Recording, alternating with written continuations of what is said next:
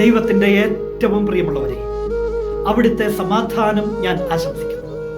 ഇന്ന് കർത്താവ് നമുക്ക് നൽകുന്ന ദൂത് സക്കറിയ 9:12.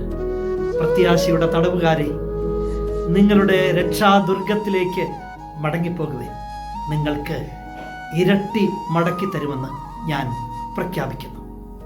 നമ്മൾ ഒരിക്കലും നിരാശയുടെ തടവുകാരായി പോകരുത്.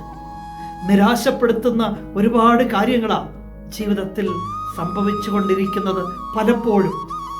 എങ്കിലും ആ നിരാശയിൽ പെട്ടുപോകരുത്, നിരാശയുടെ തടവുകാരാകരുത്.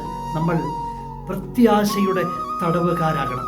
എങ്കിൽ ആ രക്ഷ അനുഭവിക്കാൻ നമുക്ക് സാധിക്കും. ആ രക്ഷയിലേക്ക് മടങ്ങിപ്പോകണം. ഇരട്ടി മടക്കി തരുന്ന ഒരു ദൈവമുണ്ട്. എന്തെല്ലാം നഷ്ടപ്പെട്ടാലും അതിൻ്റെയൊക്കെ ഇരട്ടി മടക്കി തരുന്ന ഒരു ദൈവമുണ്ട്. അതവിടുത്തെ പ്രഖ്യാപനമാണ്.